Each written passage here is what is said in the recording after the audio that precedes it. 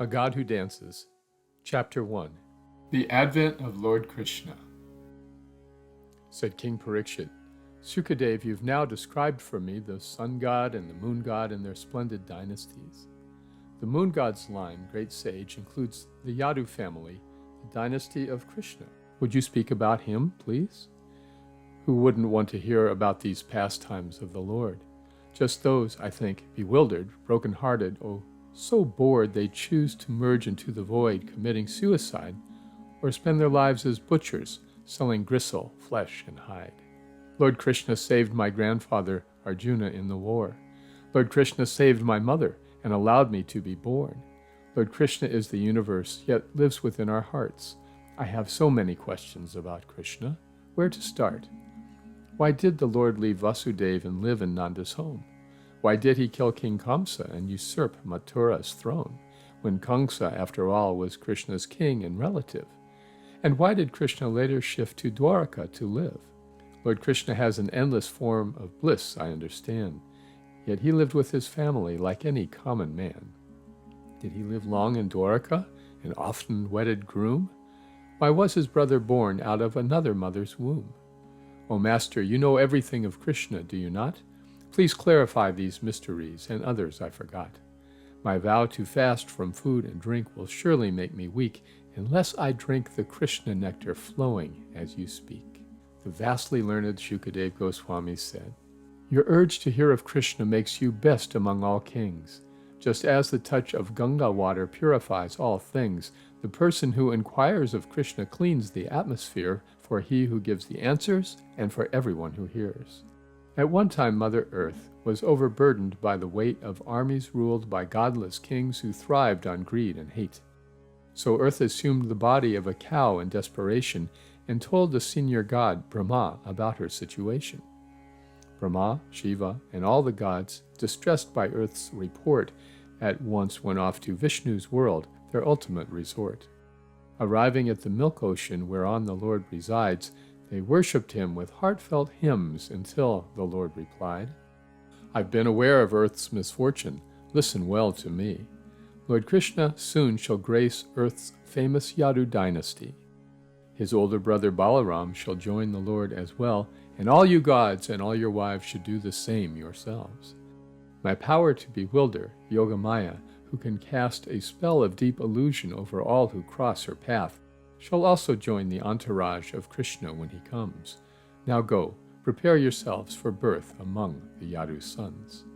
Brahma returned to his abode, and all the gods began establishing themselves as members of the Yadu clan. The capital of Yadu's kingdom, Mathura by name, had flourished with its current king, the pious Ugrasen. In honor of her marriage, Kamsa, son of Ugrasen, took up his sister Devaki's fine chariot and reins. With Vasudeva, her husband, at her side the royal maid prepared to ride with Kamsa in her wedding day parade.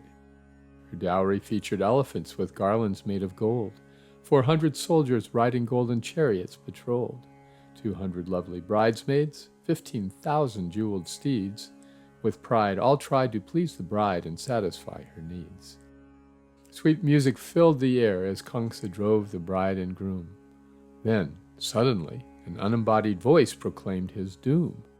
You foolish Kamsa! Though today you serve this man and wife, the 8th child born to Devaki will someday take your life. The wicked Kamsa turned to Devaki with shock and dread.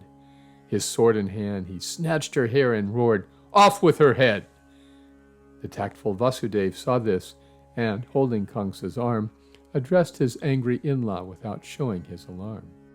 You are your family's pride, dear Kamsa. Heroes sing your praise. How could someone as great as you behave in such a way? To kill a girl, indeed your sister, on her wedding day will surely stain your reputation. What will people say? Now think this through, great hero. From the moment of your birth, your body inexorably returns back into earth. By one means or another, be it now or decades hence, your death is surely coming. It is simply common sense. And when your body turns to dust, your soul again acquires another earthly body formed to suit your own desires. As when you walk, you shift your weight from back foot to the fore, you'll change your body after death and leave the one before. As one asleep is certain that the life he dreams is real, the soul believes in everything his body does or feels. The fleeting, artificial body keeps the soul engaged while making him forget that he is living in a cage. As wind distorts reflections of the moon upon a lake, illusion makes the spirit think, "I'm flesh," a big mistake. Since sinful actions cause the soul to stay in this condition, why not consider carefully and then make your decision? Your younger sister Devaki is like your very child. She so deserves your loving shelter. Please be reconciled, for you are very merciful. Do not cut off her head, but give her love and treat her as a father would instead.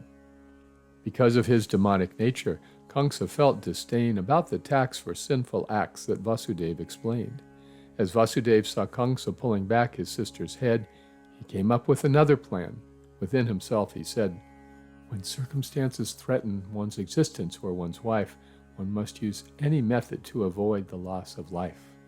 Perhaps he will die first, so if I promise now to give my future sons to Kamsa, at least Devaki may live." The anxious Vasudeva knew well what panic might invoke, so with respect he smiled at Kamsa, cleared his throat, and spoke. "Great soul, why are you frightened by an unembodied voice? Your sister will not harm you, just, perhaps, her future boys. You have my word, dear brother. When your sister bears our sons, I promise to bring each to you to do what must be done." Although he was atrocious, when he heard these gentle words, cruel Kamsa put his sword away, completely reassured. He fully trusted Vasudeva, whose character was such that Kamsa knew he'd keep his word, although he'd pledged so much. When Devaki was freed by Kamsa, in due time she bore a shining baby boy whom any parent would adore. Her husband took the boy away, for though he loved his son, he would not lie to Kamsa, nor indeed to anyone. What pain is there for saintly souls devoted to the truth? What evil is off limits for the low and the uncouth? And what cannot be given up in service to the Lord by those who want to please him and desire nothing more? When Kamsa saw that Vasudeva had brought the newborn child exactly as he promised, he examined him and smiled. "Take back your son, dear Vasudeva," said Kamsa with good cheer. "The omen said the 8th child is the one that I must fear." Returning with his baby boy, wise Vasudeva perceived that Kamsa was impulsive and could never be believed. Now at that time, Saint Narada, the ever-roaming sage, decided to speed Krishna's birth by prompting Kamsa's rage. Said Narada to Kamsa, "Sir, have you been made aware the gods are here as Yadus and surround you everywhere? Their presence in your neighborhood should lead you to assess that Vishnu will be coming soon to ease the earth's distress." The words of Narada left Kamsa thoroughly provoked and made him tremble angrily.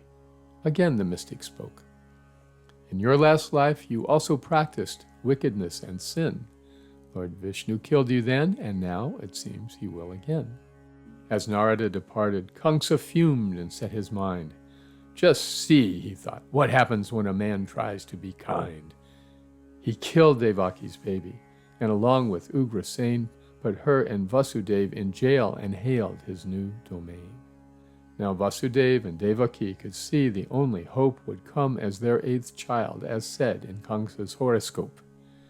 Thus suffering in prison after Kamsa killed their boy, each year they bore another child for Kamsa to destroy.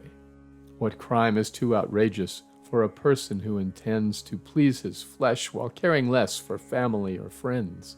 He'll even kill to have a thrill or fill a selfish whim. King Kamsa ruled with terror, and the people bowed to him.